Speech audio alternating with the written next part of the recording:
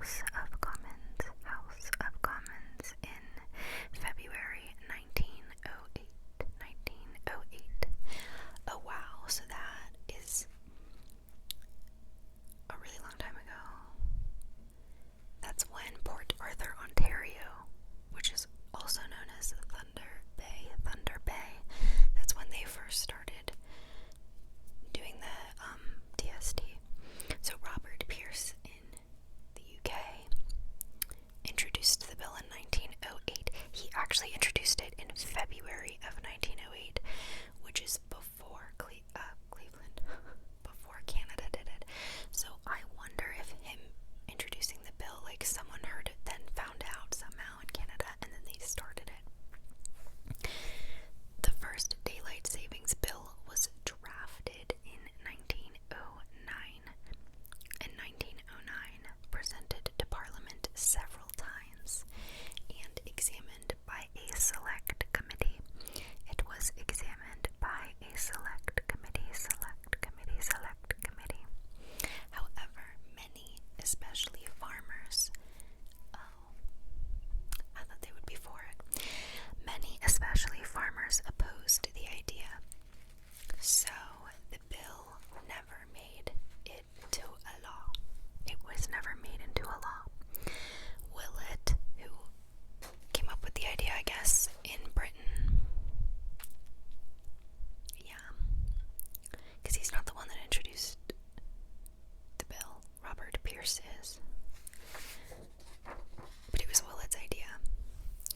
He died in 1915, the year before the UK started using DST in May 1916. It is not known if he was aware that his idea had become a reality 7 years before his death in a small town in Ontario. Okay, so this is saying they're not sure if, like, somehow they were connected or if he knew that it was actually being done somewhere. This next paragraph is about Benjamin Franklin.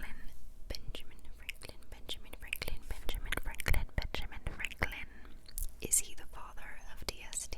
Is what this says. Interesting thought. Okay, I checked my camera and it had stopped recording, but I only lost maybe like a few minutes, so thank God I checked it randomly. Alright, so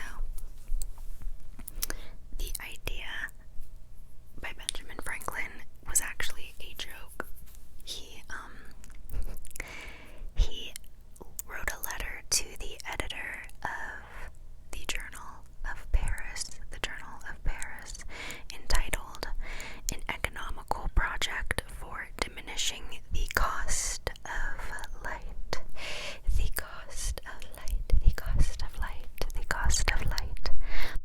He simply suggested